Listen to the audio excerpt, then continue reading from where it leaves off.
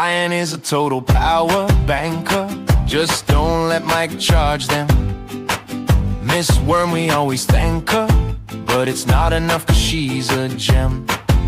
The UK prepper never will survive with a bond that can endure.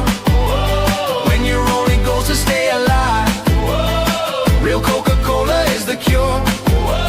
And he is about to saddle the tiger when he's not aboard his UFO.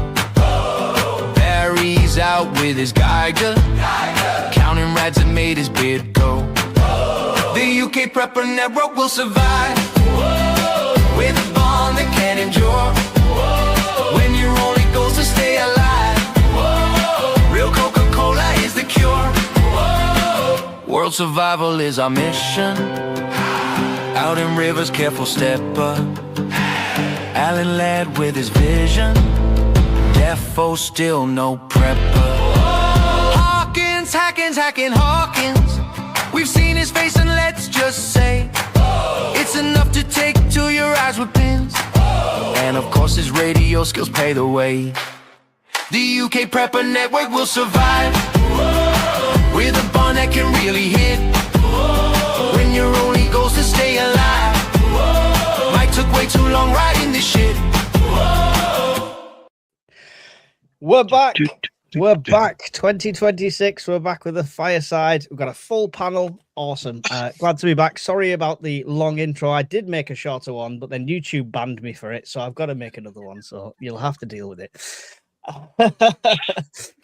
Welcome back, Brian. Scottish Prep 73. How you doing? Yeah, good, mate. I'm thrilled to be going back to work tomorrow. I can see the excitement in your eyes. It's infectious. Something's infectious anyway. Andy, the Bombardier, how you doing?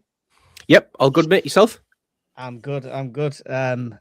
Waiting on this apparent snow bomb that's apparently hitting right now. Barry, your beard's gone again. Oh, it's Steve. Hi, Steve. How you doing? Nice. Always nice. It's more than the beard that's gone. Yeah. How you doing, Steve?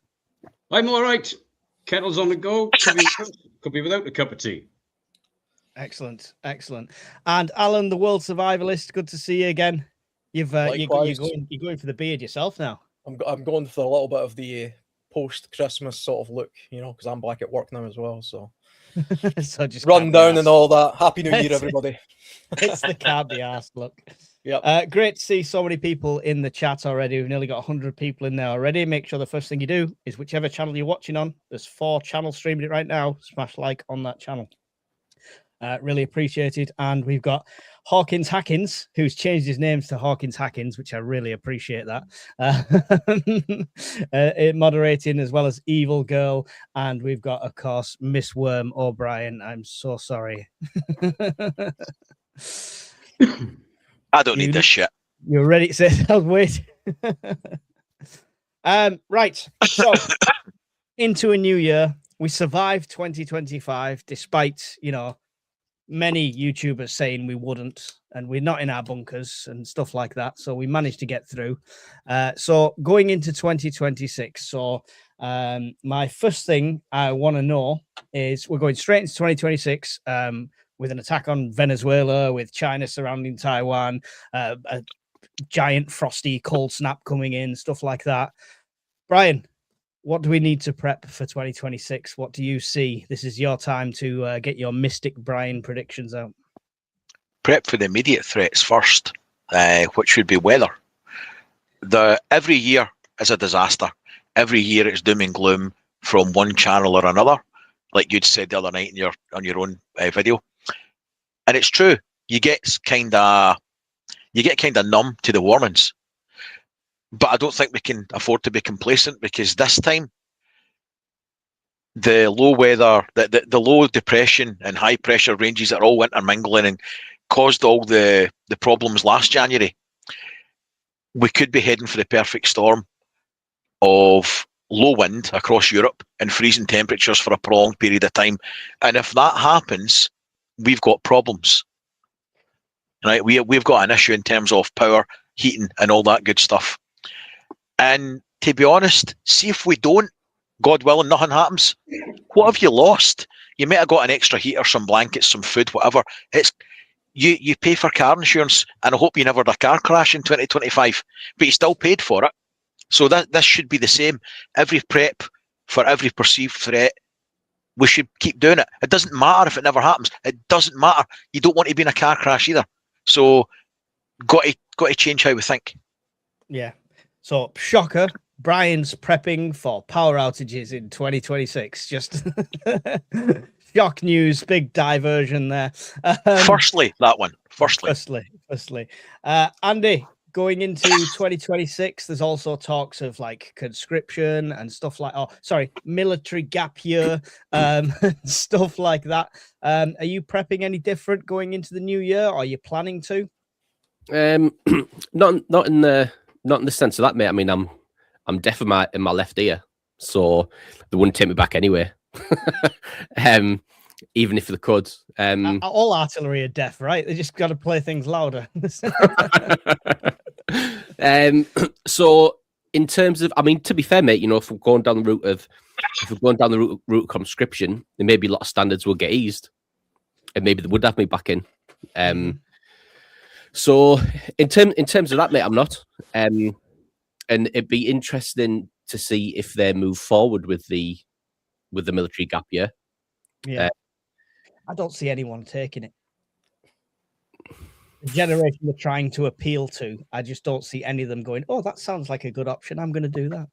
True, but to be fair, mate, it depends what incentives they're going to throw at it. Yeah. If they really want it to work, they'll probably throw some mega incentives to it to get maybe a nibble. Like you say, it's never going to be what they want, is it? Numbers wise. I mean, before I left work, mate, before Christmas, we were talking about the reserves, and they reckon within the next 5 years it'll be gone, totally gone. Yeah, because the outflows that high and the inflows that low, that come 5 years time, there won't be any reservists left.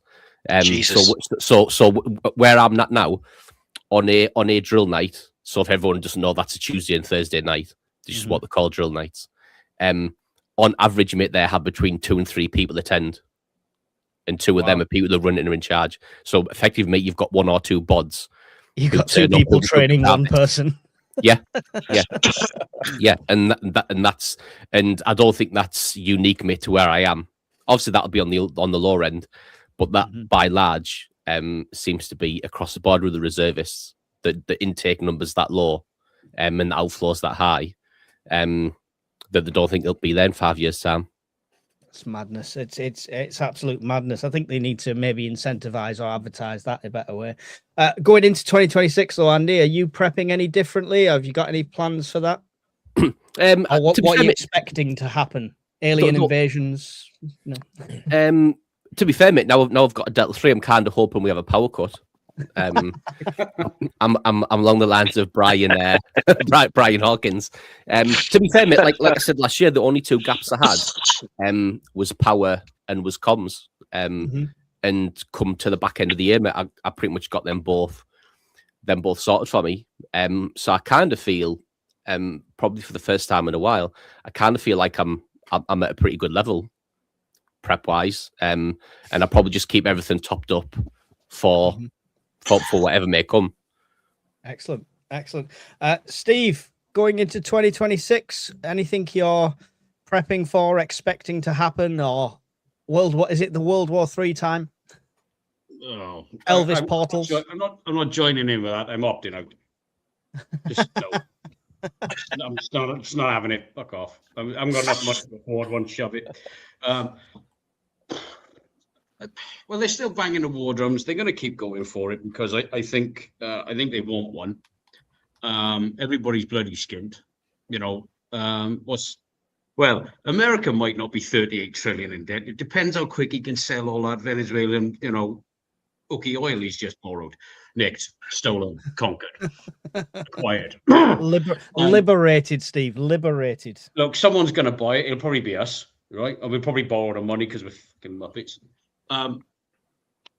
Most of Europe skint. It's an age-old thing. When countries are skint, they start looking at who's not skint and think, "Oh, we'll have a go on them." It's just age-old stupid stuff. We're not learning. I'm not particularly worried about it. I don't think I'm going to see Russian paratroopers, dropping out the fucking sky on dodgy Uki Timu parachutes from China or North Korea or something. I do think we'll have some more infrastructure problems because it's getting older. More demand is getting placed on it, and it to me it doesn't matter if it's sabotage, cyber attack. It's falling apart anyway. So if it falls apart through neglect or through attack, it's still down, isn't it? It only depends on how big the damage is and how long the problem goes on for. Apart from upgrading my van suspension and having 40-inch wheels to tackle all the growing freaking potholes. Apart from that, honestly, I think it's just rotate through as normal. Each month, the wife and I pick a topic or an area and look at what we can do to beef it up. Is it more tin food, freeze-dried food, power banks, batteries, water, whatever, work your way through and remember why you're doing it. Don't get bogged down and take in 8 hours of doom and gloom every day because you'll be in a corner dribbling, fucking rocking back and forth. Do your new intake and stay strict with it, and then go do something else. Go do something else. Excellent. I'm going to retire because Steve owes £1,000 to the swear box now. Bollocks. Hey, listen. This is my diary, and this is what I'm adopting this year. He's joined your club, Brian. Yeah. Alan, going into 2026, are you going to become a prepper? That's the question. Probably not, because I still don't really like spam that much, to be honest. And don't do it, mate. It's expensive. Yeah, it looks far too expensive for my liking. To be honest, my preparations don't really tend to change from an annual point of view because most of what I do is outdoors. It's seasonally broke up anyway. So my gear layout changes a little bit season to season, but I tend to buy stuff and then keep it for a very, very long time anyway. And very little of my gear ever gets changed out. There's always something on the shopping list. And I think I've said before, I tend to buy summer stuff in the winter and, winter stuff in the summer. So I'm looking at some of the offers just now for summer gear. That's something I kind of do annually, I suppose. On the sort of the home front side, I've got the usual breakdown spreadsheet of finances, which I run through, which I update sort of annually. I do that about this time. See like how much I overspent by and how much debt I'm in, and then try and make it less debt for next year type thing. Try and swim. Yeah. I winterize the house a little bit in winter. That's the only because I've been caught out with that a couple of times in this house. Like I've mentioned that I've only been here a few years, and past couple of years something's happened, and it seems to happen in the winter because I'm on a hill and I get battered by the wind and stuff. When it comes to sort of long-term forecasting of things that I think might happen in the world that could impact me, it's hard to actually predict anything in the world because nobody can. You hear all these people on the news making their long, what's your forecast for 2026? They're never right. They always say, and it always seems to be the thing that's happening right now. So everybody's talking about Venezuela like that'll matter in about a fortnight's time, and it won't. But there's a few things on the horizon that I can see from a global point of view that potentially could affect me in a way. So it's not so much that I'm prepping for them, I'm just watching them. I think there's a couple of bubbles coming down the line. I've always said that I believe there's going to be a severe economic collapse at some point. That could be due to national debt. The silver price is rapidly increasing, which is a bit odd. Yeah. And that's an indicator because the silver was artificially deflated for a long time because of something called paper silver, if anybody follows this kind of stuff, which is effectively fake silver. They're selling you notes that are meant to be guaranteed towards silver, but it's not tied to it. There's no silver standard, as it were. It's literally just fake money. And because silver is increased in value, more of this stuff's getting printed, and of course you're going to get a runaway effect. That could set off a bit of a domino effect. But it might not. But that would have some economic influence across the world, even though silver itself isn't a huge commodity. I think the AI bubble might happen. I think that's going to be similar to the .com. AI will be a big thing going forward, but it's way over. What would you call it? A lot of money's went into it from businesses, and I think most of that's going to go bust, just like the .com stuff did. All the crappy companies will go bust, and a few big ones will sort of survive because it's been hyped up so much. So that's going to happen at some point. Even in the places where I work, they're heavily investing in AI, and I'm thinking, this is probably going to just go nowhere. You're going to use it like a chat bot on your phone service, and then fire the secretary, and that'll be that for a few years. But who knows where that's going to go. And the only thing, sort of globally, conflict-wise, China's about to do its new 5-year plan.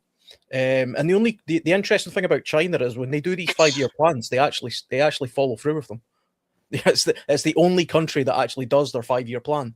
So when they release that, I don't know when. I think it's due in the next month or so. I could be wrong, but of the exact date. But I know it happens in 2026. That is worth looking at because that changes the geopolitics for all of the major players in the world, including us. Because there's definitely a shift from the US as being the dominant power in the world to China being the dominant power in the world, I believe. And so it's worth paying attention to what their 5-year plan is. Yeah, definitely. The AI thing intrigues me. Who's heard of Baba Vanga? Anyone? Is that the woman who does predictions? Is it? Yeah. Well, she passed away in 1996, but she made a lot of predictions. She got 9/11. She predicted 9/11. She predicted the cursed submarine disaster, Barack Obama's presidency, Indian Ocean tsunami, climate change and floods, and Princess Diana's death. And she'd got all them right. And she died in 1996. She said AI and space exploration predictions for 2025 and beyond include humans exploring Venus, major energy discoveries, and AI taking control. So that's one of her predictions, AI taking control. And Gemini itself says AI is expected to move beyond simple chatbots and become agentic, meaning autonomous systems can plan, act, and adapt with limited human oversight.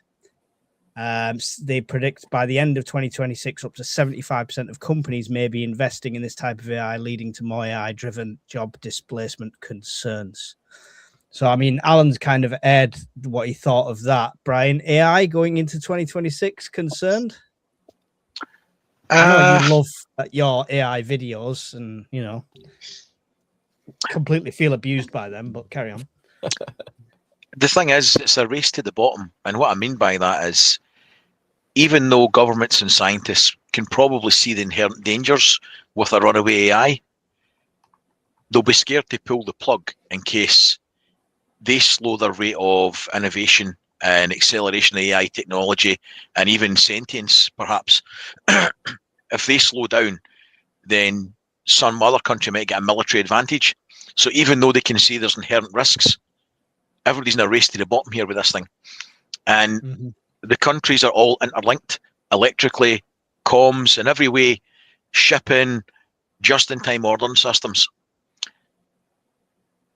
If these things propagate into everyday life, who's to say that they couldn't one day decide that, well, we've got this nasty virus going about the world, it's got 2 legs and it's humans, might be a good idea to get rid of that.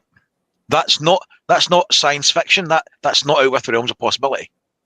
I mean, that's all right, look, because we win, don't we? John Connor won. He beat Skynet. So if that happens, we win. So I just said that Mike, he'd flood the server banks. It'd be bollocks.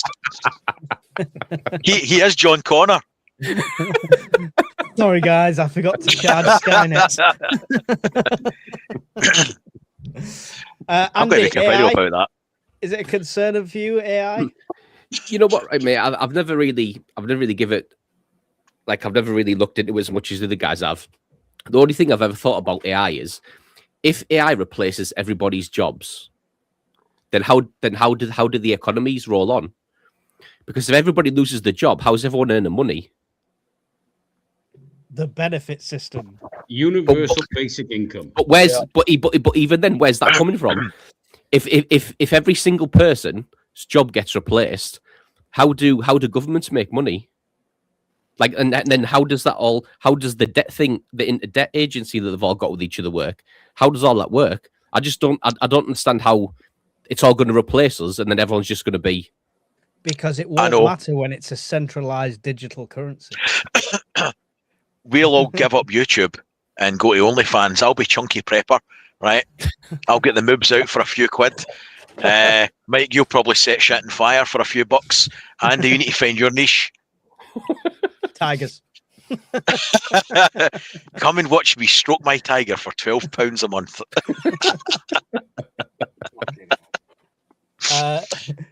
Steve, AI taking over. I mean, a CCTV camera could do your job, so you must already be concerned, you know. I've been told many times anyone can do my job, and I'm like, well, come on then, fucking hurry up, I can go. I think in the security industry, it will be a double-edged sword. We saw, some of us are old farts in this game.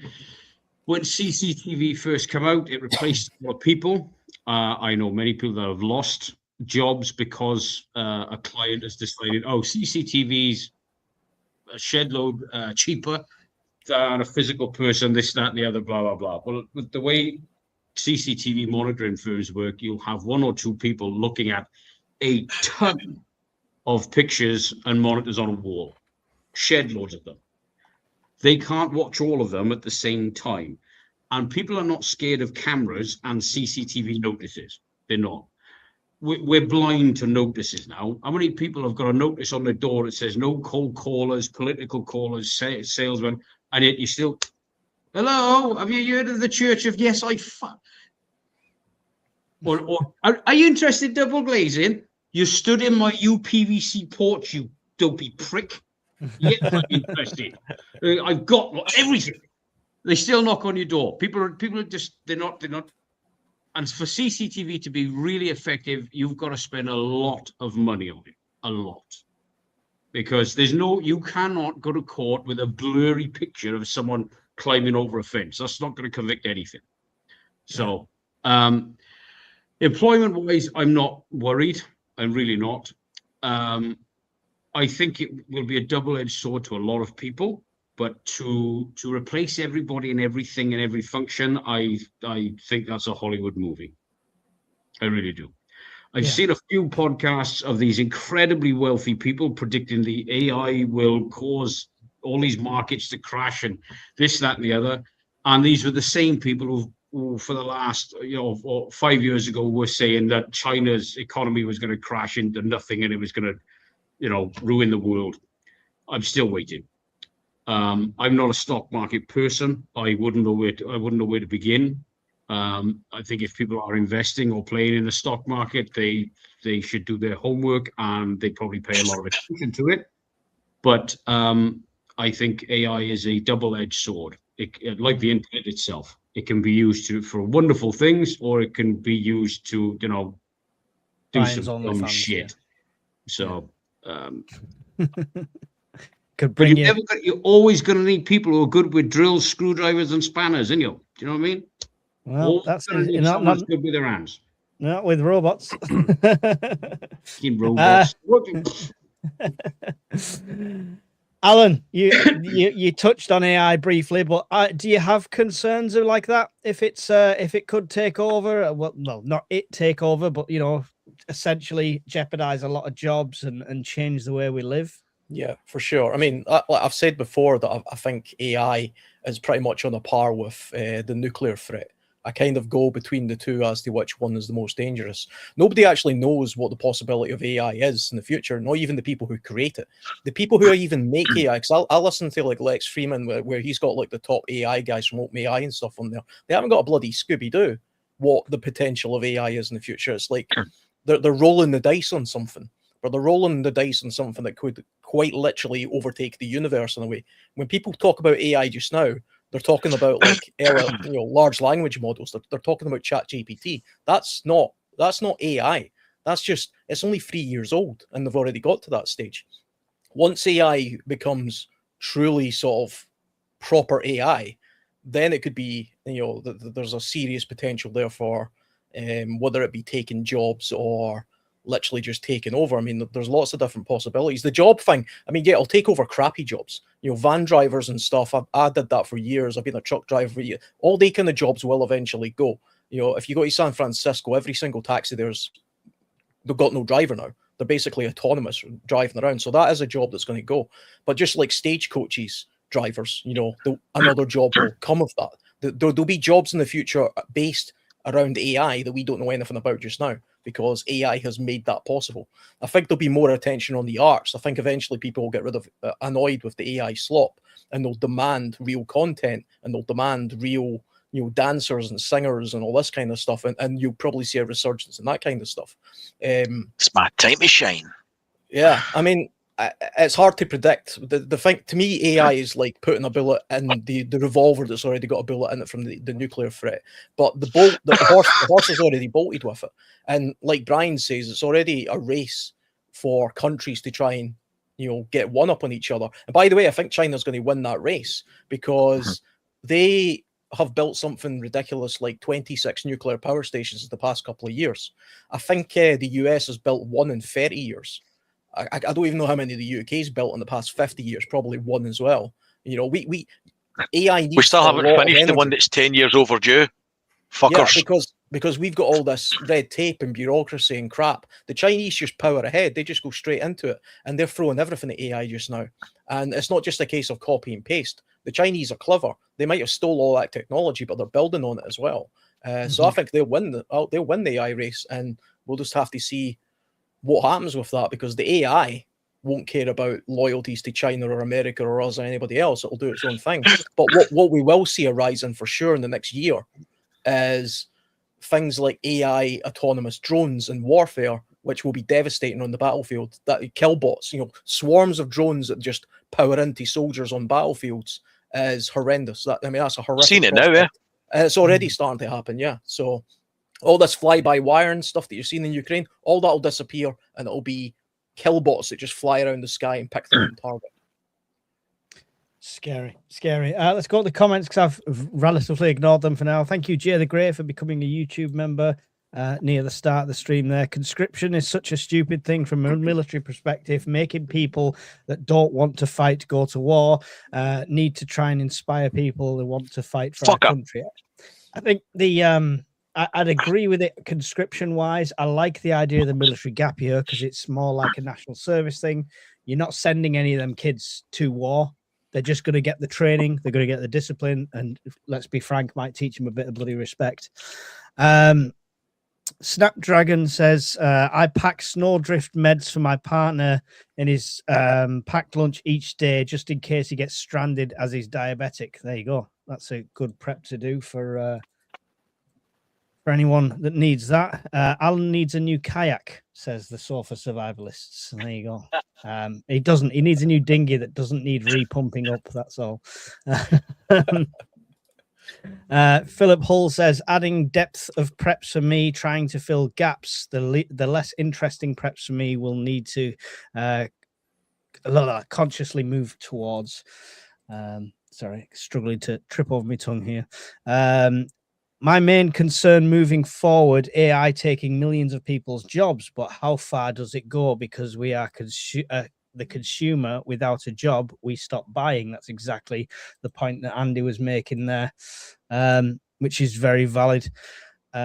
Lauren says, that is one good thing about AI. I dumped some bank statements in it, and it gave me a breakdown of spending. Quite shocking how much I spend on coffee and eating out, and then came up with a plan.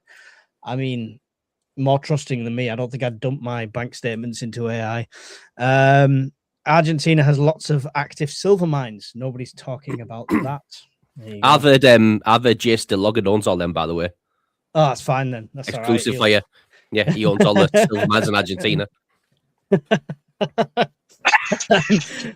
Mr. T and Dr. P, Russia, China, North Korea all deliver on their infrastructure projects because they have the same leader in charge all the way through from start to finish, even if it's a 15-year project. We've mentioned this before with our political system. We don't have that. I think we will see a kinetic world war by July 2026. World War was on the cards 2025, Brian. That's what everyone was talking about. And we kind of like, are in it with all the different little conflicts going on, and people are saying we are, we aren't. This Baba Vanga also predicted World War III would be 2026. So Did she though? Or is this like Notre Dame where everything's really vague and you can connect it to anything? yeah, vaguish. Yeah. Well, no, she predicted the European major conflict, and it was exactly timed when the Ukraine happened, and it's massive European instability is the exact words, but they're saying that's World War III. But Brian, going forward, 2026, World War III, is it happening? There's people in the chat that think it is. There's people online that think it is. There's Canadian preppers that think it's happening every day. Where we at? We have been in a world war by default for the last 5 years, arguably longer, because we've not been out of conflict. But we've got a major shooting war in Europe that we're supplying one side, China, North Korea are supplying the other side. It's just a proxy war by name. We've now got Trump has decided that he's going to become an imperial power and just making land grabs. He has decided to unilaterally and publicly take over a country. That's it. Take it or leave it. That's the world we're living in now. Same person who's said, do you know what? I like the look of Greenland. We need those resources. One way or another, we're going to get them. He said that. I've got to take him at his word. He attacked Iran. They bombed all their nuclear power stations and centrifuges. The thing that stopped the Cold War becoming a hot war and a world war was consistency. We knew what the Russians would do, and they knew what we would do. So you had predictability in both sides, and everybody knew where the line was drawn. That rule book that we all relied on is gone. It's toast. It's been ripped up. Now we've got an unpredictable guy in the White House that nobody knows what he's going to do, but we know what he's done. That makes people nervous. When people get nervous, they make mistakes. So we've got active combat in Europe, unpredictability, live shooting drills in the Taiwanese Strait. You tell me what's going to happen. It would only take one little mistake for that unpredictability to be a hot war. So I think we're very, very close. Andy, what's your thoughts on that? And if it does end up the case, do you think we'll be dragged into it? I mean, I've been quite open, mate, on the state of, and I know people don't believe in me. I know people still want to believe that we've got 1,000 Euro fighters and we've got 3 million tanks. I know people still want to believe the MOD figures that get spewed out. They're getting them figures from Matchbox.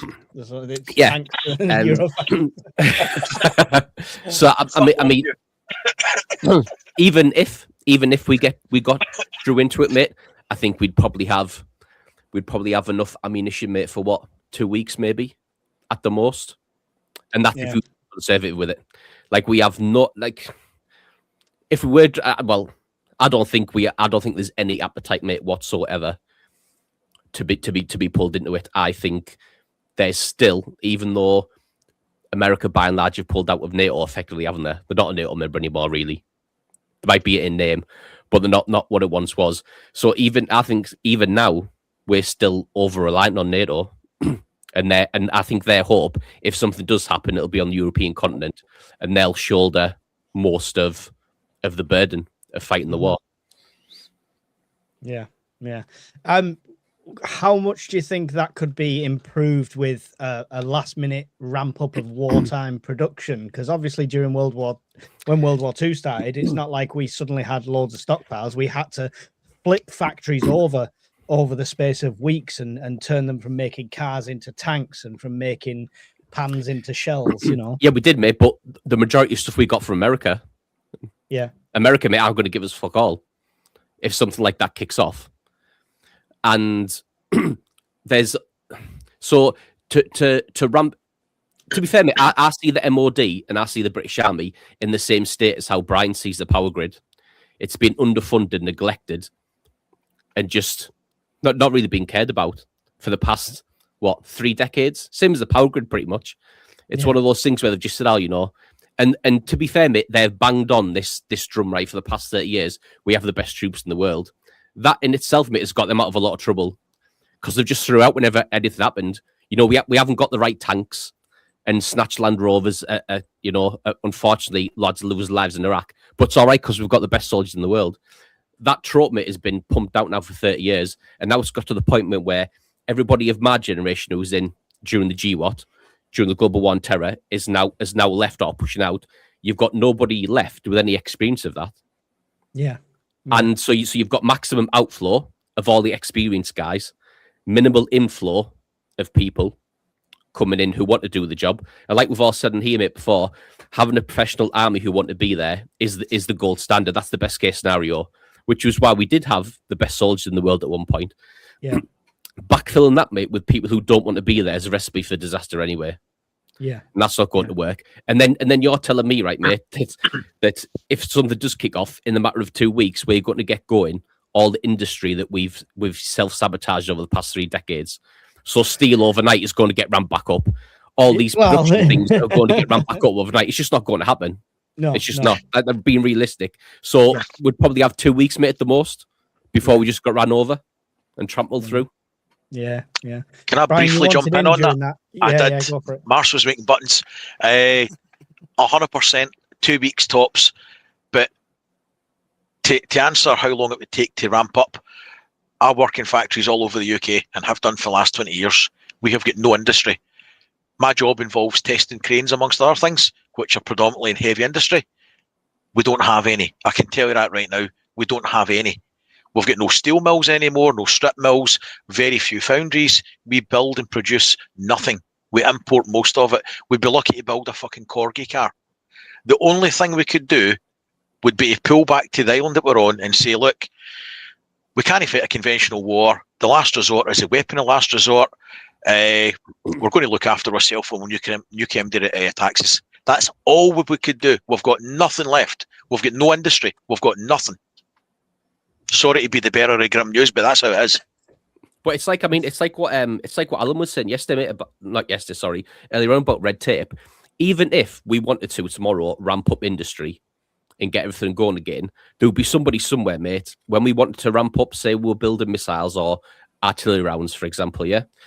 Right, we've got a place we want to build this factory and we'll get them knocked out at a rate of 1,000 a week. Fantastic. Some absolute weirdo, mate, would come along and say there's a lesser spotted gecko in that pond and you're not building it. And then everyone would be like, oh, well, what do we do now? We can't take out the geckos. We'll just let someone, and that's what it will be. £200 million got put into, what was it, a bat tunnel or something for the train thing, and it never got built, but they still spent £200 million on it somehow for the high speed railway HS2. Madness.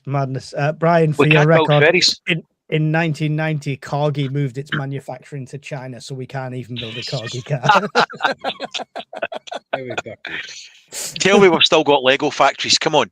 I don't think Lego was ever made here, was it? Meccano? Anything? Nothing. We're fucked. Just also, mate, the last point on that, mate, as well. Like as you said there, mate, even if we ramped up tomorrow and just started to build everything, where are the skilled people to do it? Like, where the skilled people to work the cranes, where the skilled people to make the steel. Like, it's all good and well saying we'll just ramp it up. But back in World War II, you had skilled people. So if we said, right, well, and the ordnance was a lot simpler in World War II than what we have now. So it's even more so skilled. It's not something, you'll just do a quick 2-week course and off you go. You're building your shadow storms. It's all the immigrants are doctors and engineers, though, aren't they? What's that?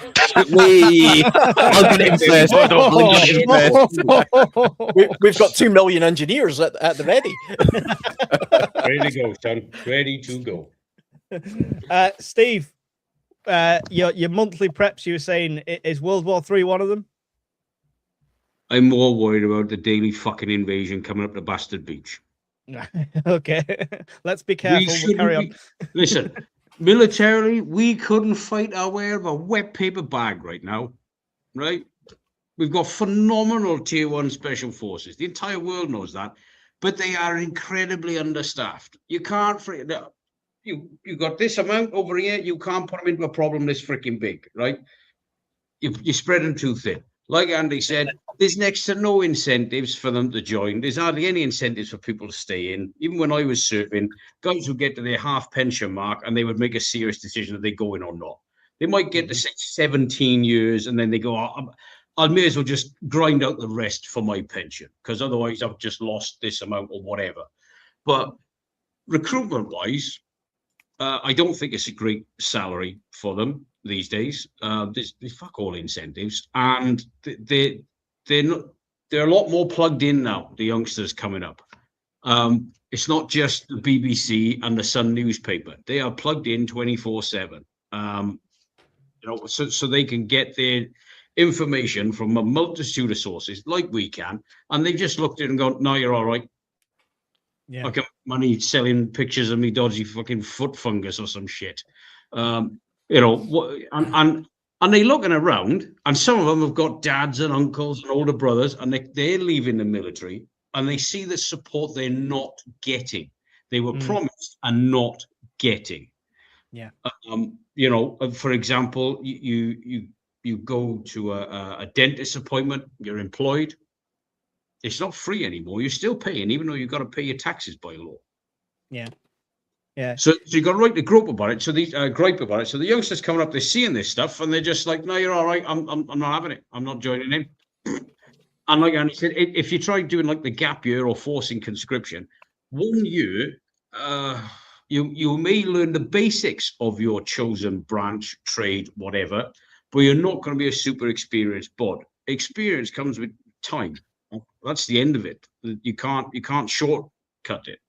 You can, if you got drafted over to the sandbox. What was a soldier's rotation out there? Tour out there? 6 months, 8 months at a time. 6 months, yeah. 6 months, yeah. 6 months. Then you're home for a certain amount of time, unless things you'd really have to get turned around quick. You're still not getting 5 tours in 1 year here.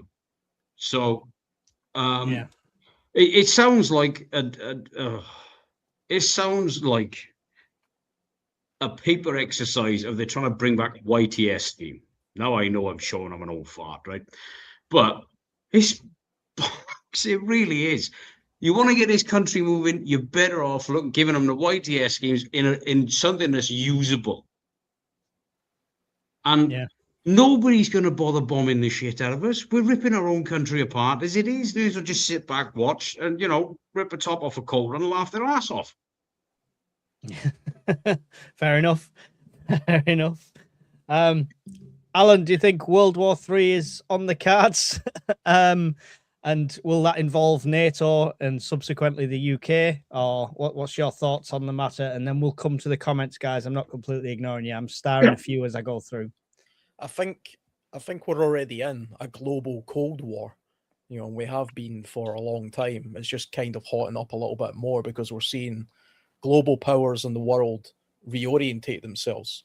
The Americans have pulled away from their interest in Europe, and they're more interested in, they're focusing everything on China. Even all this Venezuela stuff, that's actually just a play against China. Like Trump says he's sorting out his own backyard. What he's actually doing is cutting off a very large, the biggest oil supply in the world going to China, because they were their biggest buyers. And they're also the biggest people. They loaned $50 billion to Venezuela fairly recently, the Chinese. So all that's just a play to cut off that supply. As usual with me, there's lots of nuances to what I think of what anything is really. World wars. I don't really understand what people mean when they say world wars. If you think about the last 2 world wars.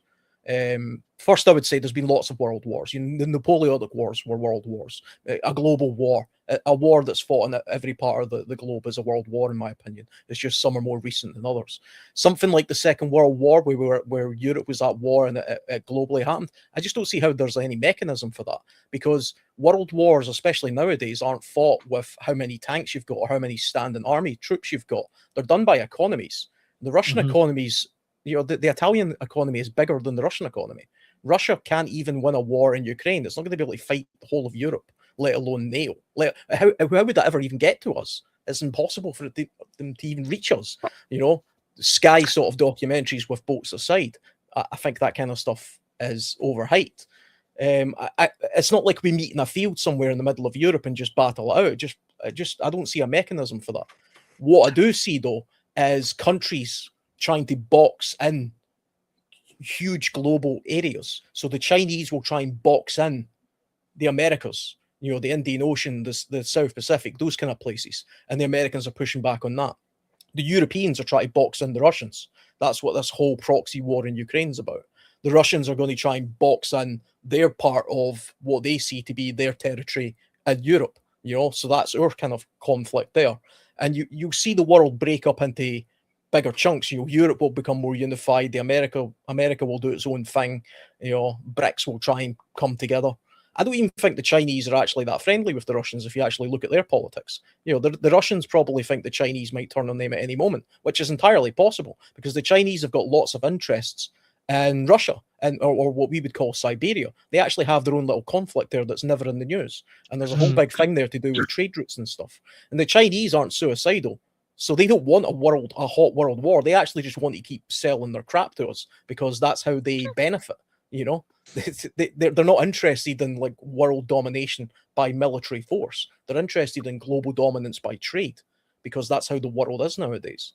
So I don't think there's going to be a global hot war in 2026 or anytime soon, to be honest. There's always conflicts somewhere. There's never been a point in history where there hasn't been a conflict. That's just inevitable. That's just a thing that happens. But how we prepare for it, again, it's one of those things where it's kind of like we can't, not really until something actually properly happens. Cool. All right, let's get the chat opinions. I'll go back a bit further because there was comments I missed before. I just banned somebody. I saw that. I didn't see the comment, so you'll have to fill me in later. My silver bullion coins more than doubled value over the last few years. Never expected that. Yeah, it's insane, the prices of silver. Kane gave 199, said Happy New Year, guys. Thank you very much, Kane. Appreciate that.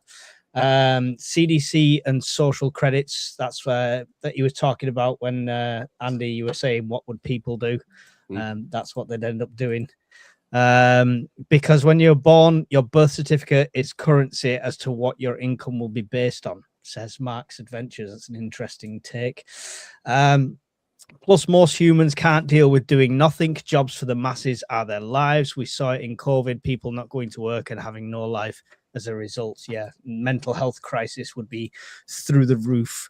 I'd lose my job to AI, but I'm NHS, so by the time they catch up with technology, I'd be retired. That's about right. Why can't people allow AI for military but ban it in normal corporations, forcing them to keep the jobs for people? It's private industry that push the development of AI. So to take it away from private industry, the military is not going to have the funding to do the same research level that private business would. So that would be why. Indie Stock got Brian coming across more and more AI digital generated YouTube videos. Hard to tell what's real. Yeah, Brian is completely AI. If I was AI, I'd make myself thinner. That's what AI would say. AI is like growing an alien seed and seeing what the plant is like, even if it's an invasive species that destroys us. They've no idea what will happen, but are still going to grow the seed. Exactly. And when they squash that seed into quantum computing, the possibilities are endless. How long does camping gas last in a cupboard? Random out the blue. I'm not sure. As long as it's in a cool, dark place, I imagine it would last quite a while. Longest I've had these ones, and they've still worked fine, is 5 years. I don't know if they have an actual date on them that says used before then. But your problem will be wastage of the shell wall. As long as you keep the tanks, say it's one like that, as long as you keep it free of, keep it in a dry place. Obviously, it's not going to catch fire. But if the shell wall starts to deteriorate and you get corrosion and loss of section, then you want to get rid of it safely. But it's functionally, it'll last forever. Yeah. Cool. I think it does have a date on it randomly, which says 2037. Yeah, it'll last forever. That's not bad. That's not bad, yeah. Well, rice has a date on it as well. Salt has a sell-by date on it. We've gone through this before. Bob and Channel, vote Bob for president. The shipping lanes in South China Sea involve the whole world. Talking about how the conflict could potentially kick off. Camping King's BRICS currency has forced America's hand. An arms war and a land grab and oil. Iran will be America and Israel's next target for ownership. There you go. Canada will split this year, says Mark. That's interesting. A civil war split or like part America, that'd be interesting. Logistics is most important element in any conflict. Yep, there we go.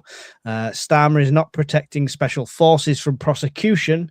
Means this will shrink too. Exactly. You're totally unincentivizing everything. If World War III starts, it will be in the Pacific, says Bob. And Scottish Heritage Building Trust have launched a pilot program to teach traditional building skills like stonemasonry. We need more of this. I couldn't agree more. Where's the one gone?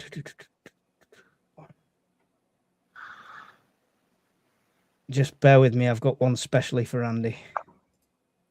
There you go. One of the prophetic and symbolic forecasts for the 2026 is alien/extraterrestrial contact. Both Baba Vanga and general online speculation suggest 2026 could see a major revelation or increase in discussion around extraterrestrial life and UFO sightings, possibly linked to a large unidentified object entering Earth's vicinity. Oh, I hope so, mate. I hope It's so. probing time. I hope so, mate. I really do. I hope she's right on that one. But add a tin of Vaseline to your EDC kit. So let's Hollywood would tell us the most intelligent species is in the universe want to travel millions of light years just to wipe us out. Do you think that's the case, Andy? Do you think they'd be hostile, or do you think if they're explorers going that far, they'd just want to talk and learn, right? To be fair, mate, I don't think we've got anything to teach them. How to fuck up your own planet in 10 easy steps. I mean, if they come on force, mate, like or en masse, sorry, then it's not good, is it? Like, you don't rock up to someone's front door with 20 of yous. Do you know what I mean? It's just not good to end well, is it, for us? No. But I mean, to be fair, mate, it can't get any worse than what it is at the current moment.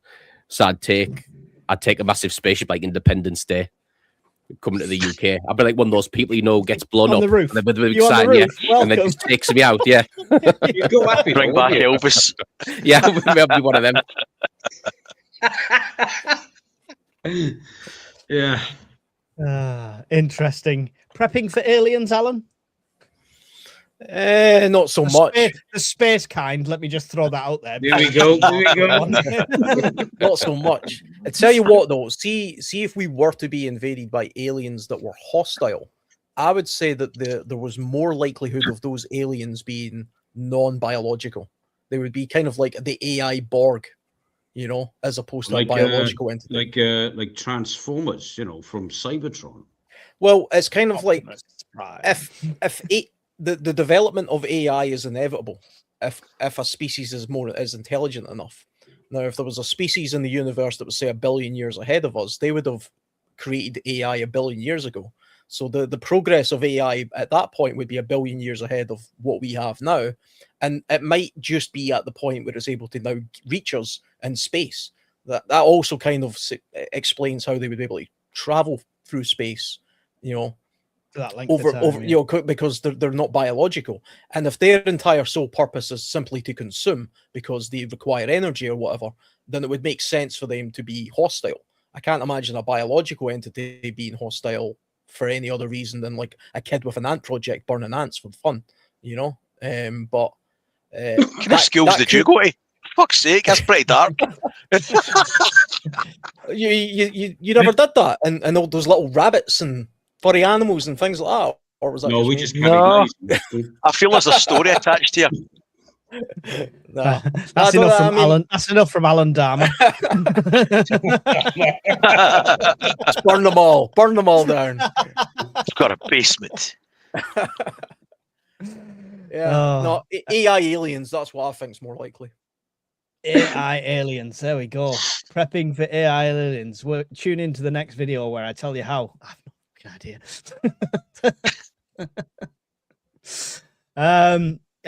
Steve, aliens, Elvis, interdimensional portals. It's your cup of tea, this. Power grid can't handle another whiz round from CERN. So if we got it, we fucked it.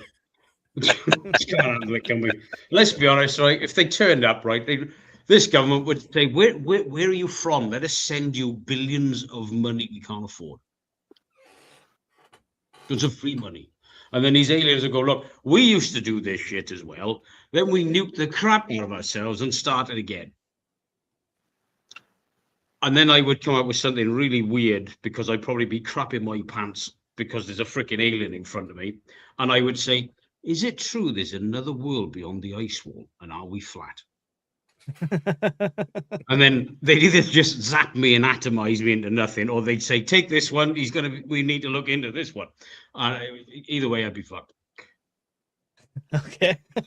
Fair enough. Listen, man, if they can come from a gazillion billion miles away, right, fold space and time, bang, and off we go, some Star Trek shit, we ain't winning, are we?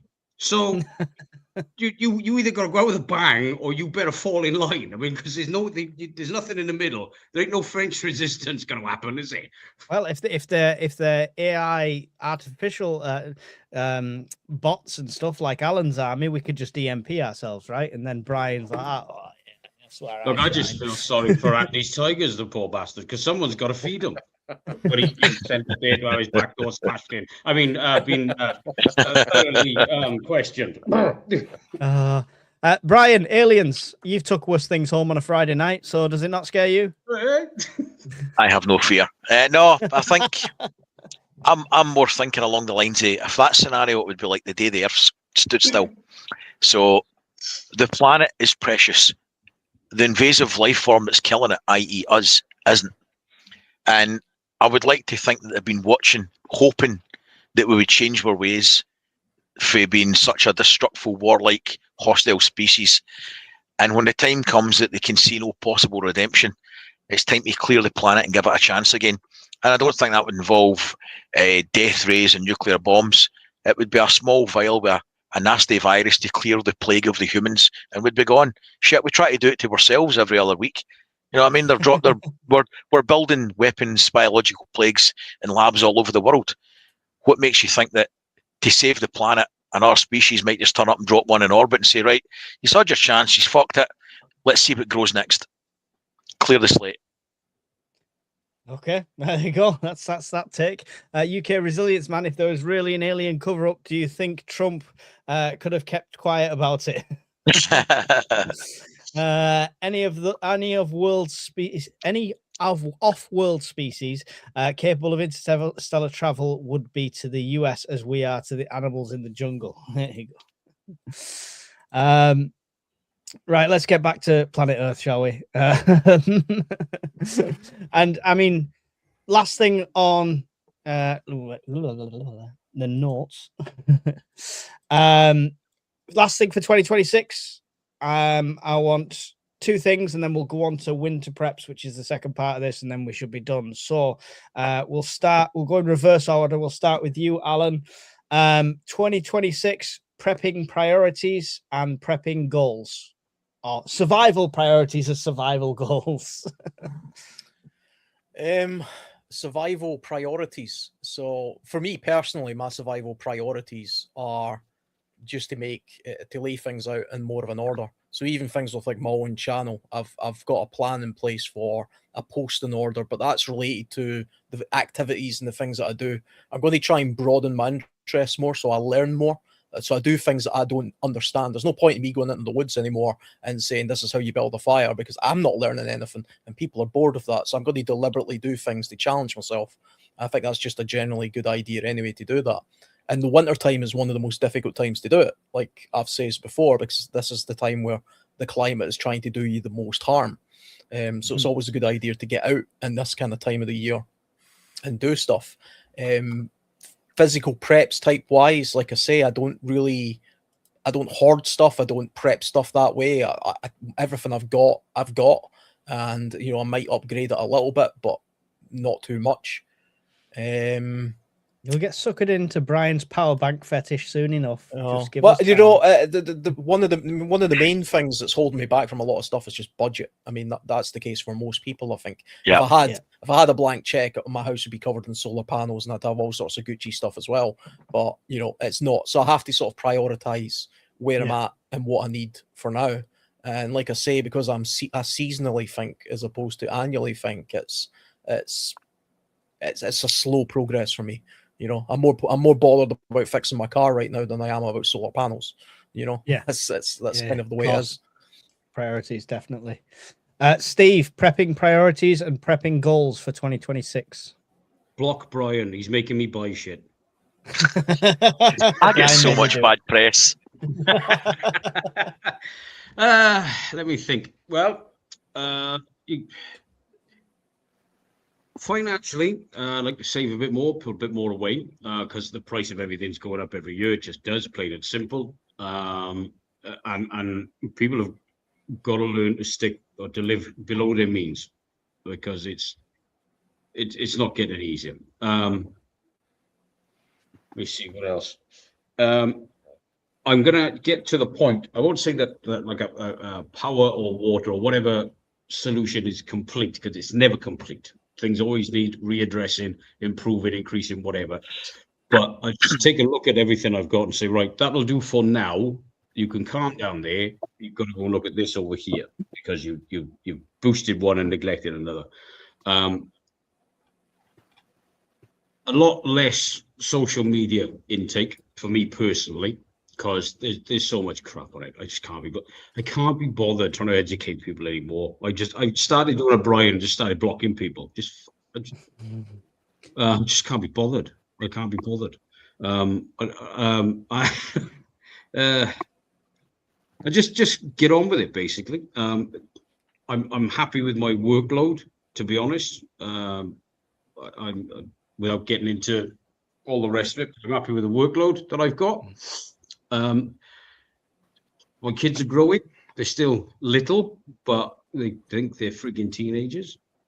How old can they be before you get? Hey, it's illegal to smack your kids in Wales. Can you chin them in Scotland or parts of England when they get to a certain height or an age? Is that still Nah, legal? we've got wet wipes here as well.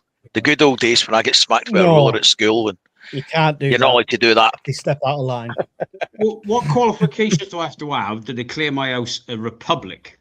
And you can all piss off then. I can do what I want. But have I got to be in something, be like a notoriety, or have I got to buy a Lord Flip-Flop title or something? Just do what I did with my older son, introduce him to his first kickboxing lesson, and it goes quite rough. Yeah, you can legally beat the shit out of people then, can't you? How did I forget that? I'll rent somewhere. I can charge people. Right, I've got a business idea. This time next year, Rodders, will probably be in the nick. But yeah, there's a few things in mind. Reorganisation around the house. Where can I fit more bits and bobs in and the rest of it, and have a clear out and such. But apart from that, really, it's just keep getting on with life and just enjoy it, because you've got to remind yourself why we do these things. Like we said earlier, it's like having decent car insurance or whatever insurance. I just carry on with life, be happy as often as you can, pay your bills as much as you can, and enjoy a bacon sandwich with proper thick bacon in, not this crap you lift it up and you can still fucking see daylight through it. Less chance of you becoming a suicide bomber then. Oh, fuck. Jesus. Now, if anybody wants me, I'm off down to Dover because I got a big London job on. Demonetized. Thank you, Steve. That's it. I've lost it. What's in this tea? Is the milk gone off again? Andy, 2026 prepping goals and priorities for you.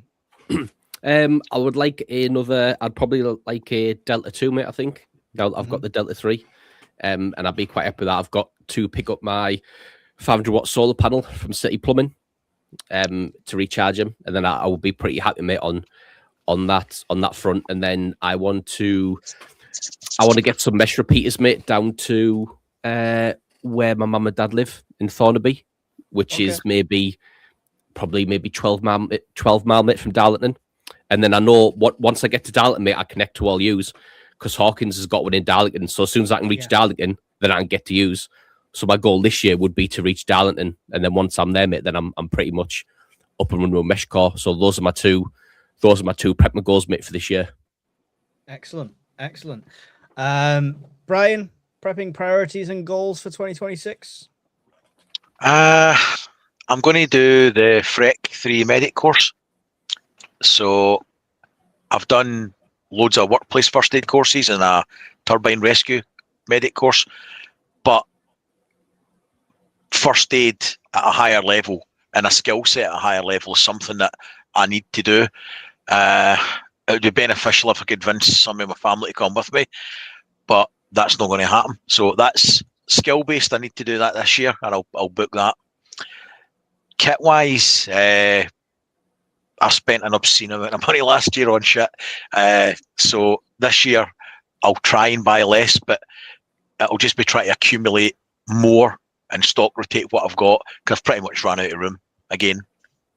So build the second shed is the... I did float that, but she wasn't for it. Yeah, I did suggest it. So That'll cost you 3 Disney trips, that will, mate. Well, land bunker and storage units it is then, Brian. That's the only solution I can see. We're not doing Disney this year at all, so she's pretty feral about that. We're doing 2 cruises instead, so that's already kicked her off. Oh, it's a terrible life. Must be a hard, difficult life. I think you need a second home, like a holiday home, which is a secret bunker. I think that road for success. I'm genuinely looking. I tried. It was so close, but it just didn't pan out the last one. For me, I'm gonna be going into more growing stuff and preserving food and getting all that, because the goal is to get land, and I want to get my green fingers trained as much as possible before I get onto the land. So, you know, try and stop as many learning curves as possible. And then similar to Brian, going down the skills course, I might be interested in doing the same course, Brian. So you'll have to let me know the timings on that. That'd be good to get on. In the chat, what Mr. T and Dr. P said, what would happen if BRICS countries cut us off trade-wise? Their trade in gold currency and produce everything. We have fake money and don't produce much. How does that work for us? It doesn't. It's that's probably is the impending financial collapse that a lot of people are preparing for. John Knox says 2026 prepare for higher prices, especially at the pumps. That's every year. Excuse me.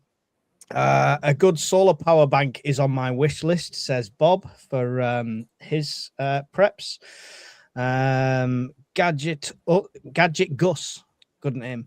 To make yourself uncomfortable in a comfortable and convenient world. There you go. I think he's referring to you training in the winter there, Alan. Jump on the Discord channel. That'll make you pretty uncomfortable pretty fucking quickly. That's a skill set Brian doesn't need training in. Brian Keane says, am I wrong to worry about storing water, as I have 3 wells around me and a river at the end of my land? And no, make sure you've got filtration. Make sure you know about filtration. Make sure you know what's upstream, what could potentially contaminate that water, if anything. And make sure you're going to be in a position where you can get out to it. Because I've got like rivers very close to me, but I've also got apartment blocks and people and stuff like that. So, you know, risk assessment, Brian. Don't bother, you know, if you don't need to store it, then you've got all them sources, then by all means. Brian recently made me buy a cooking set from Temu, says Lorraine Saunders. There you go. Brian. You know what, right, mate? You know what, Brian? Out of all the videos that we've done accumulatively over the past year, right? I never thought that one would be the one to cause as much controversy. The jet boil one. Yeah. That upset a lot of people. That it genuinely did. I'm not even slating jet boil. It's great kit. I just dared to suggest that I'd rather pay 37 quid rather than 120 quid for something that's largely the same fucking thing. Jet boil's massively overpriced. That's the only reason I don't have one. It's great. They're good. They work, but they are not worth the money they sell them for. No way. You've got to think of the longevity as well, though. You're doing an instant test is one thing, but how long have you had your jet boil, Andy? 16 years. Still working, no problems. I'd like to I see the get Timu that. one in 16 years. I get that, but- that little stove I had has lasted nearly 10 years or something, and it cost me 10 quid. You know, it There takes you go. 3 times the amount of time to boil water than it does a jet boil, but so what? I'm in the woods anyway. What else have I got You're to do? going into your final battle with a cold brew, and Andy's going to have a hot coffee. Who's going to win? Yeah. Let's briefly touch on that, Mike, just for a sec, because the quality, that looking at them hand in hand, there wasn't a great deal difference between them. Not like a 70% price difference. When you've got the two of them hand by hand, side by side, there wasn't a great difference in quality.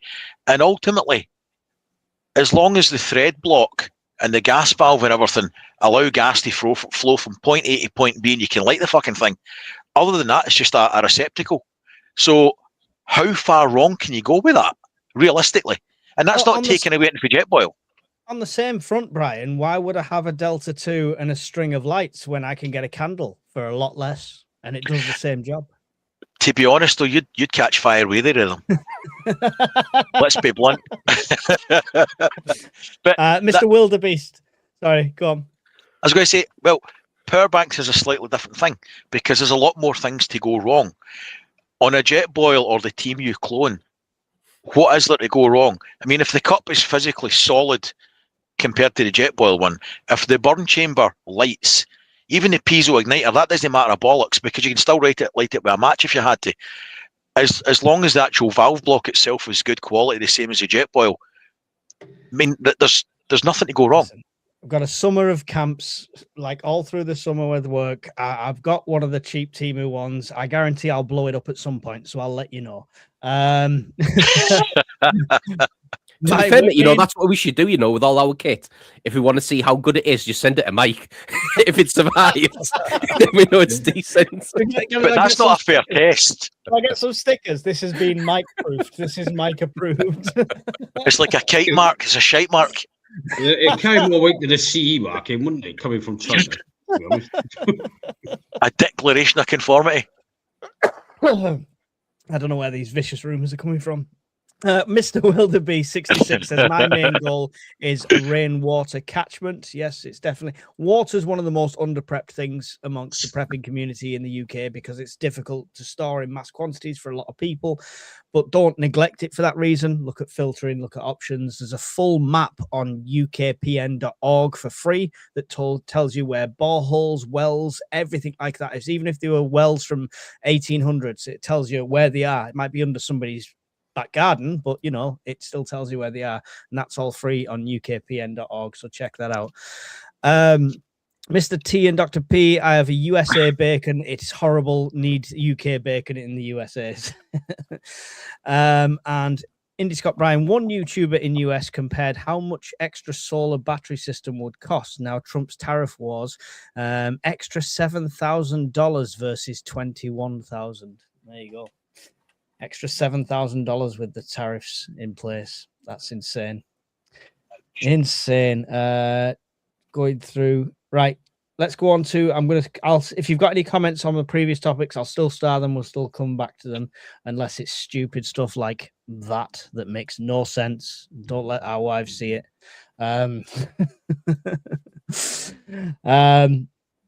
I need more storage for my freeze-dried preps. He's just showing off because he's got multiple freeze dryers.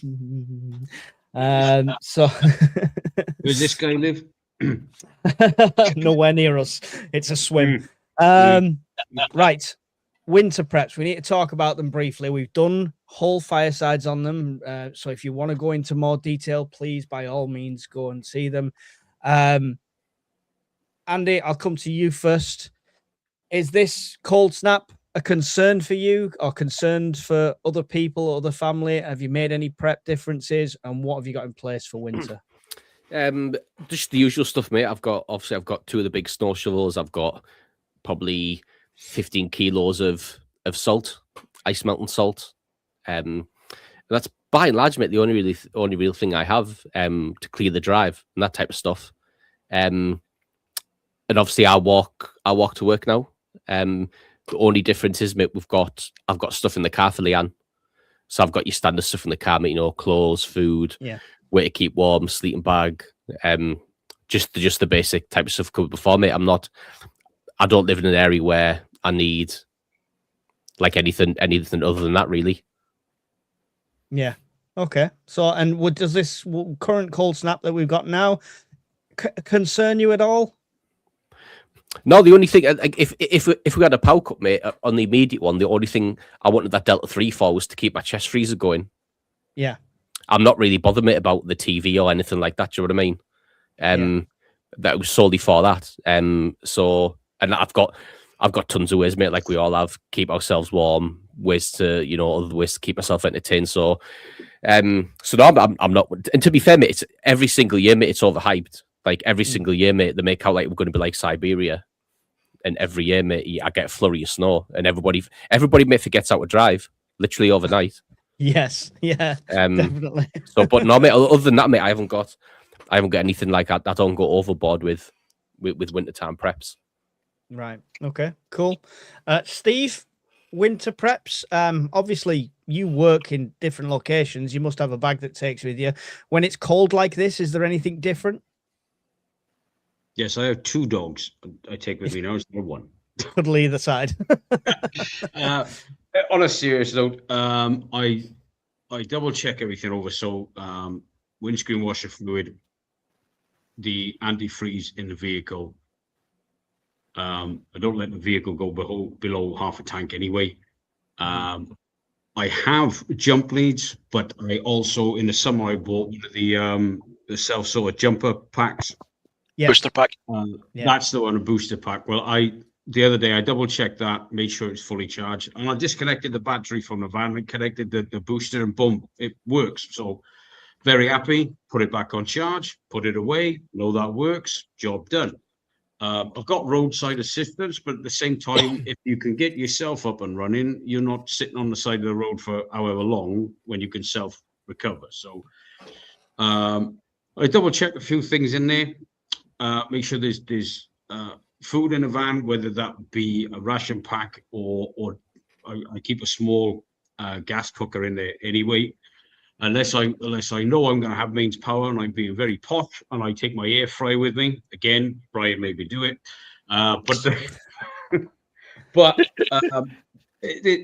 There's as for bedding and such, I keep a winter sleeping bag in there. But I'm only got a 15-ton duvet as well, because I'm posh and I like to feel pretty sometimes.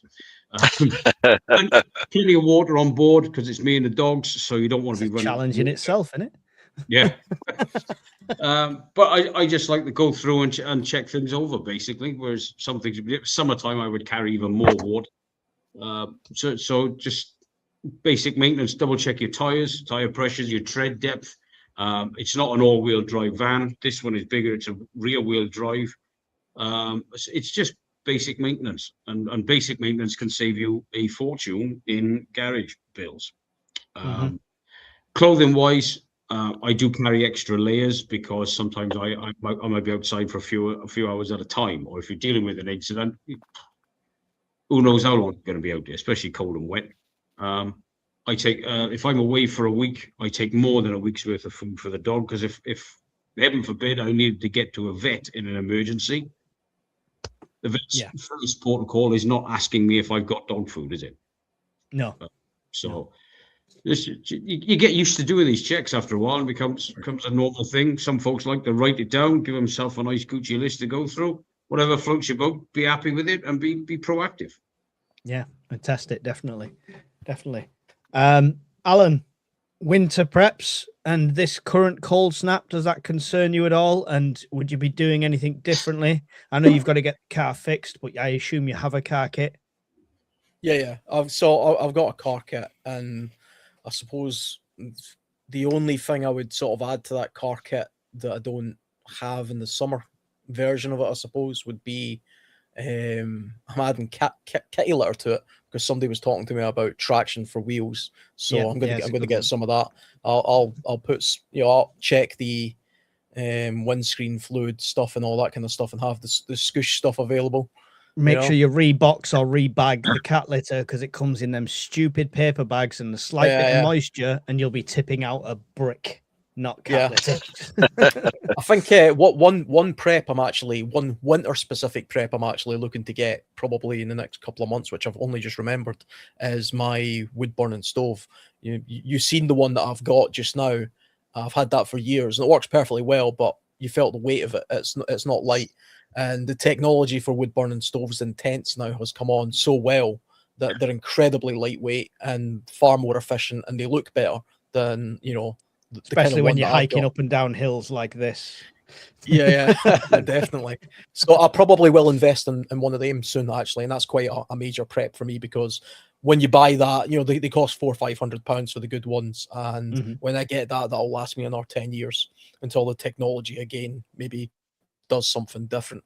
There's lots of winter hot tents that are available now in all different sizes, which again, back when I started getting into sort of winter hot tenting, your options were limited. Nowadays, there's a few companies out there, Pomali and things like that, and One Tigris. They do a fantastic range of hot tents, modern hot tents that are super lightweight and can accommodate the more modern stoves. So I would say anybody that's looking to get into the outdoors in the wintertime, start looking at that kind of stuff, because like I've mentioned before, if you're camping in the winter for a prolonged period of time, or you're thinking about bugging out in the winter, you need a means to be able to heat that space long term. And whether that's done via solar in some way, or the more practical way with a wood stove, in my opinion, you have to have that in place. So that's a good prep to have. And plus, you can heat a shed with it. You could heat your living room with it, with a bit of DIY and flexi pipe out a window and stuff if you really needed to. Brian, you can get a log burner in the shed and be a real prepper. I did think about it. I just don't have space. Alan, do you have to buy a new one, mate? Because Mike broke your old one on that plug out. No, it burst into flames.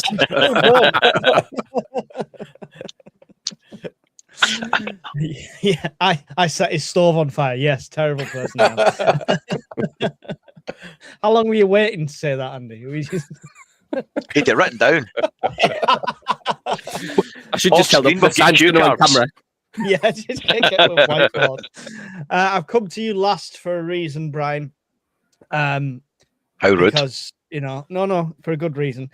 Somebody commented on my winter video saying, it's just a bit of snow, man up, just put a coat on. That's not the point, right? The threat from this winter is not just, I'm getting a bit chilly, I need to warm myself up. As preppers, generally, most of us know how to do that. We could keep ourselves warm, layer clothing, everything like that. That's not the big risk. What's the big risk with a cold winter like this? A prolonged cold snap represents a strain on the grid, and a strain on the grid represents power cuts for everybody, or at the very least rolling blackouts because of demand restrictions. That is not an unrealistic scenario, because the effects of winter manifest problems, make them worse. So magnify, sorry. You break down in your car 3 miles from home because of a traffic jam. In the summertime, it's an unpleasant walk, right? You're a bit hot and sweaty. You break down in a dual carriage because nobody can move because of snow and bad weather. That could be potentially lethal. Yeah. In the winter time. And that carries forward to the home. If you've got a prolonged period of inclement weather, cold, poor generation, poor maintenance, our country ticks all the boxes for all that shit right now. We are dependent on the good graces of Europe for power, for shortfalls. So whilst I hope it doesn't happen, 2010, there was a bad winter and everybody was snowed in their house for 2 weeks. So the insurance policy for preppers would be that the stuff we talk about year in, that you make sure you've got a means of secondary heating or a tertiary means of heating. Cold kills. There's nothing surer than shit. Cold kills, whether it's in the car or in the home. And I just, for me, that winter magnifies problems tenfold, and we need to be aware of that. God forbid that they're wrong again, because like Andy says quite rightly so, that they get it wrong. Okay, and I plan to drive from point A to point B, no being a car crash, but at some point I might be in a car crash. So yeah. I will plan I will plan for that basis, and that's what winter is. We're long overdue for one as well. I remember the 2010 thing because I was at college at the time, and I remember them saying this is a once in every 10 year, a once in a decade event. It's obviously been far more than a decade. Where's the next one? In January 2025, we were that from the grid going down the shitter. That. If they've not already looked at it, go and look at a woman called Catherine Porter and her deep dive on it. And actually, the lies and the bullshit that Nesso told after it, that there wasn't a problem, and it came out that we were effectively that from going down the shitter because of the, I'm not going to pronounce the German pronunciation, at Dunkelfeld or whatever it is. We had low wind and cold temperatures for a prolonged period of time. If that happens again, we could be looking at an uncontrolled power outage nationally, and that's a problem. Yeah, definitely. So for you, Brian, you've got, obviously, we know you have the odd power bank lying around. Have you made anything extra, or have you done any sort of drills and routines ready for this? The basics should be the car. You get your car serviced November, December. You make sure you've got good tyres November, December. You make sure you get your central heating system or your chimney cleaned November, December, right? Before the winter hits hard. So everything that you want to work, you make sure you maintain it like every other prep. Be that your central heating, be that your car, get it serviced. Make sure you check it and you get somebody else to check it if you're not competent to do it. So for me, I bought another heater. I bought that Mr. Buddy thing that you saw in the video. So I wanted another means of heat in the house in case the central heating packed in, because using electric heating is not a good use of power. And if you're deprived of power, you're deprived of that option as well. So the Mr. Buddy heater was for me a really good value secondary heat source. Yeah. Excellent. So, I mean, like I say, we have done a full winter Fireside. By all means, go back, look at that. There's loads of tips and tricks and stuff like that in that. I don't think any of us are majorly like going out and maxing out our credit cards for this. It's just about being aware. It's about looking for the warning signs and stuff like that. And one of the best ways to do that is to be on the Discord. If you're not already on the Discord, there's 153 people in here, and you're the one that's not on the Discord. So I'm talking to you. So go and get on the Discord. It's absolutely free. Go and check it out, read the rules and stuff like that, which is just discord.gg/UKPM. So join there. I'm going to go through the comments and then we'll let all these guys go. Brian needs to get a warm because he's not got a wood burner because he's not a proper prepper.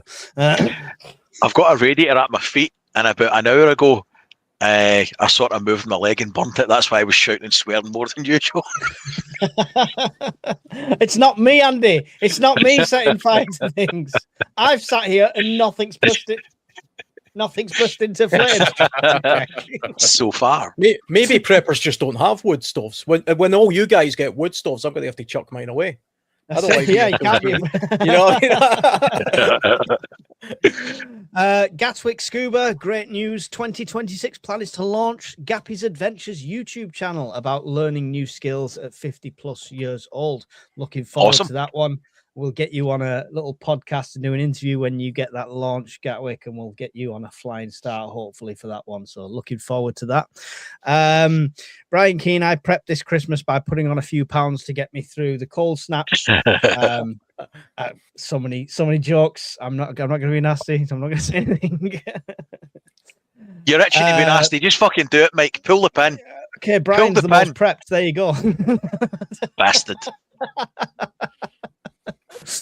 Anyway, so survivalist, yes, but how any temp below 0 is unprecedented according to the major. Yeah, it is a bit ridiculous because it used to be, oh lovely, it's snow, and now it's, oh my god, it's snow, because fear sells. Nick Summit, we were away over the new year, came back last night, and the inside temperature was 0 degrees C when it was only -1 outside. A lot of people are freeze to death if we get blackouts in bad winter, spell of -10, etc. Yeah, do you know what? Funnily enough, we had the same thing. So I've just been up in Scotland for a week, and because I'm cheap and tight. I turned all the heating off, all the timers off, everything. I'm not heating the spiders. So everything went off. I about the took pipes? precautions for frozen pipes, so don't worry. You are. There's that wrong with Mike's pipes. Hey. Ba-dum. It's a conversation for another day. So we got back, and literally the inside temperature of the house was the same as the outside. So, and obviously we've got a little one as well. So I've got a fan heater, one of the cheap fan heaters. You know, it blasts out quick, so that's easy to go into like the kids' room to warm it up before they go to bed. Downstairs, I literally lit 4 candles as well as putting the heating on, and that just is amazing the difference that made to heat up that room quicker than the rest of the house. And it all did eventually heat up, but just having 4 candles lit in that front room made a massive difference to that one room to warm it up quickly. So Brian's getting out his big one. That's not the big one. He's looking for his big one. Oh no. No, don't. Oh. Avert your eyes. Ta-da! 90 hours apparently. Well, you need to do a 90-hour video to test it. Mr. Wildebeest, someone suggested removing the old kickboard under cupboards, allow preps to be stored and hidden. That was me. Also, they're there in case if you get a flood, right? That's where the water's going to go and stuff like that. You're replacing kickboards, not entire units. So with that in mind, if you think that could happen, if you're like me and things just happen to you all the time, I've progressed that plan, and now I've got the low slung plastic containers that slide under there with the tins in. A, it's easy to pull them all out at once to load something up, and B, it protects them for any water damage. You would have sunk Noah's Ark.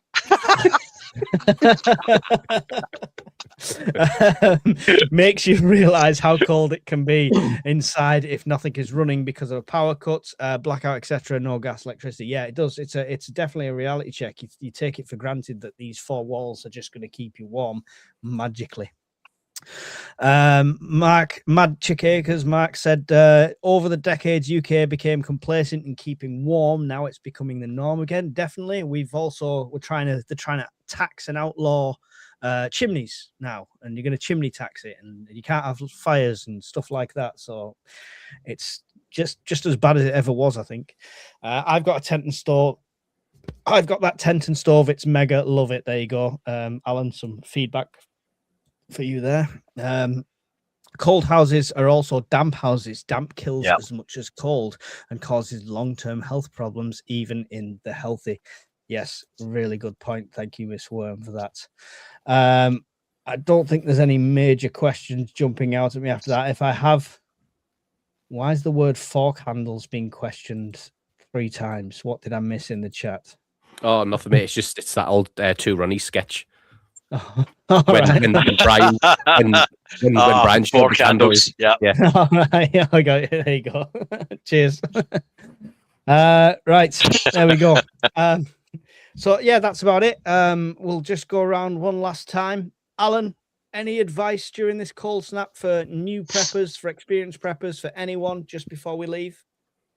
I think I would just say do a little bit of a sit rep of what you've got and where you're falling short. I mean, everybody kind of knows what they need, so just actually have a genuine look around. Do you know where your water turn off thing is? Have you switched off the outside tap at the inside main so it doesn't freeze and burst and stuff like that? And have you got everything prepared in the garden like I didn't have a couple of years ago for the inevitable windstorms that are going to come? The trampoline pegged down and all this kind of stuff. The winterization of your house is something I think people just kind of ignored until it's winter. And it's the same stuff every year. It's just a case of getting to know your own property and preparing for that individually. You can't, there's no one size fits all when it comes to stuff apart from common sense. But we'll see. Excellent. We'll see how cold it gets. But I do think we are overdue a really cold one in the UK at some point. So maybe this is the year. I kind of hope so, to be honest. I love being camping in extreme cold. So the colder the better. But I can the grid survives. As long as the grid survives, and for people who are homebound, it's definitely a a risky part of the year for sure, especially with the low light and the overwhelmed NHS and all this kind of stuff, you know. Mm-hmm. Cool. Steve, any last advice for anyone regarding winter preps? Don't eat yellow snow. Okay, there we go. I was going to do that. Sorry, don't brown or red snow. Yeah, just go around your house or wherever you live and whatever vehicle, and if you're in the position to do something about a problem or basic maintenance, then get on and do it, because don't put it off till tomorrow, because right now, 1 minute they're telling us it's going to be blowing a gale, then it's going to hammer it down, and then the next minute there's snow bombs from the Arctic's coming, and you're like, oh, it changes as quick as you like. So if you're in a position to do something, then do something. That's what I would really say when it comes to winter maintenance. Excellent, thank you, Andy. Any advice for winter before we go? I suppose the main thing for me, mate, is don't panic. Panic kills. Look at where you are now before anything does happen. Assess it, take a breath, and whatever your most prominent thing is, give that your most attention, and then go from there. Excellent, good advice, Brian. Make a non-bullshit risk assessment of everybody in the house, but pick the youngest or the oldest person, because they're most likely to be at risk should the power go out or the gas fail or whatever, be it for a short term or long term. So how would you look after dear old granny? How would you get her up and down the stairs? How would you heat? She might not be able to move. How would you heat that one room in addition to everything else? So pick the weakest link and see how you would cope with keeping that weakest link alive, basically. Mm-hmm. Excellent. And I think we've said it before, things like this, hopefully it passes, no problems. Use it as that training exercise. Use it as that, test the means and test what you've got. And it might point out them holes in your own preps. The only thing I'm going to add is people talk about their family, their grannies and stuff like that, is it's not going to jeopardize your OPSEC. If you've got an old dear that lives next door and you knock on the door because there's a power cut and you can offer her an extra blanket, you just happen to have an extra blanket. You can offer her a hot cup of tea because you've got a camping stove. Help your neighbors as well, help anyone that you can. It's not going to jeopardize your OPSEC. They're not going to say he made me a cup of tea, so he must be ready for World War III. It's just not the case. All right. So just remember your humanity and help other people as well. Good one there. £50 of prevention is worth £500 worth of cure. Here we go. So many jokes here spring to mind. Yes, prevention saves you so much money, doesn't it? It would have done, yeah. A lot more than £500. Yeah, 500,000 over the lifetimes. Fight me, all of you. With that said, and if there's a blackout, Mike's going to have 27 more kids. We all know this. So, Alan, final thoughts and goodbyes, please, and please mention your channel, The World Survivalist. Final thoughts would be, if you are looking at getting into being in the outdoors, then don't let the season put you off. You can safely dabble in a little bit of winter camping. It's a great time of year. It's a very nice time of year, and in some ways it's actually easier to camp in the winter as long as you've got a couple of days of stable weather, because you just have the cold to deal with. Just make sure you've got an exit plan. You're only be 10 minutes from your car, and if all goes to hell, you can get in your car and go home type thing. Don't put yourself in any kind of jeopardy. Other than that, I would just say my channel is mostly sort of outdoor based, but I'm going to add a few different elements this year to see how that goes, to try and change things up a little bit. And it's just World Survivalist. So if you're interested in that, check that out. Awesome. And Miss Worm has just posted the link there for Alan's channel in the chat as well. Steve, you don't have a channel as of yet. No, I'm not joining the club. It's not out. I got enough stuff going on as it is. Drink the fucking Kool-Aid, Steve. Do you want to quickly say your goodbyes and maybe mention the Discord? Yeah, the Discord's for winners. I've learned a lot on there. I was completely new to the Discord app, website, whatever you want to call it. So it takes a little time if you're a knucklehead like me to get used to it. Lots of different personalities on there. Yeah.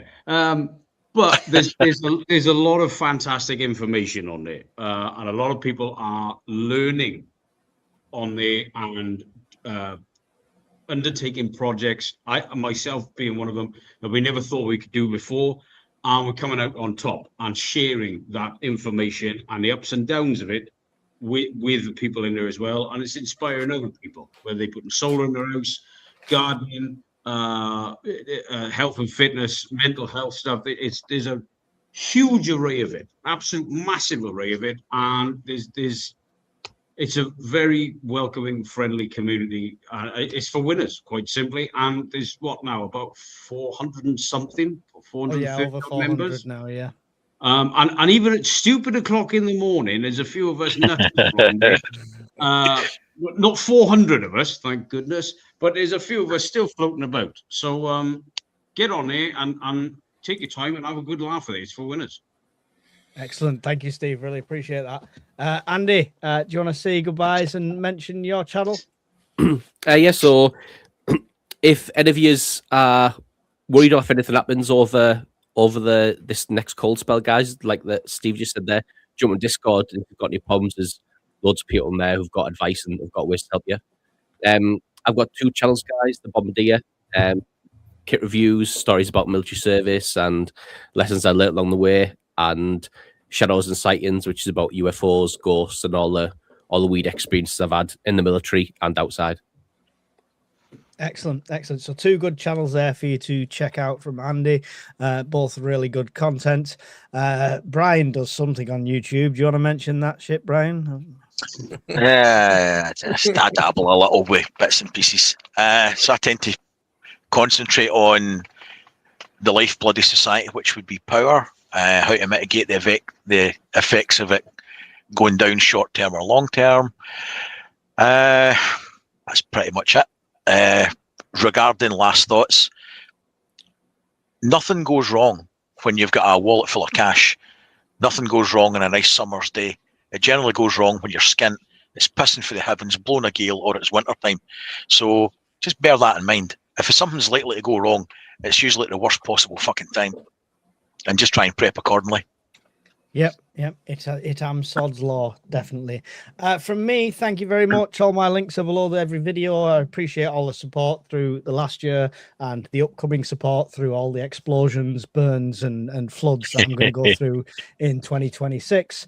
It's really appreciated. A big thank you to all our moderators who have been with us most of the year, including Miss Worm, who this is her book, so go and check that out on Amazon.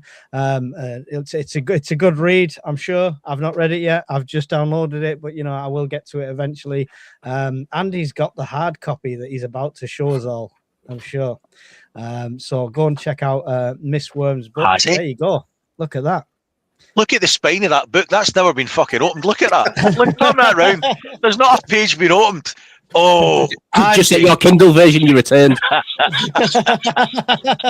can't read. I'm a dumbass. I've got an excuse.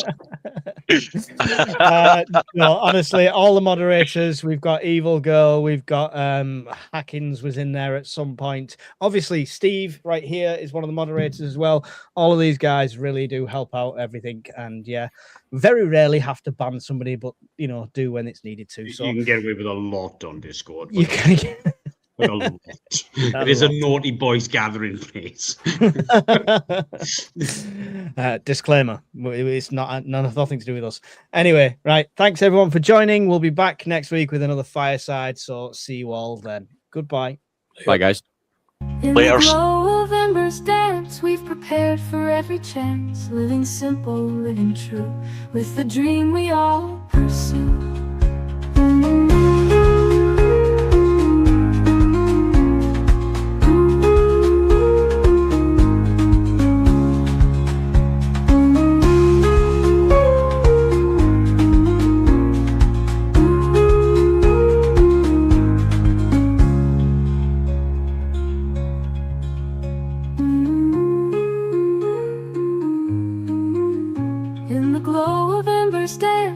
Prepared for every chance, living simple, living true, with the dream we all pursue.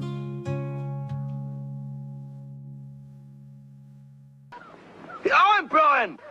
Hi, Brian! I'm Brian! I'm Brian! I'm Brian and so's my wife! Right, take him away and release him. No, I'm only joking. I'm not really Brian.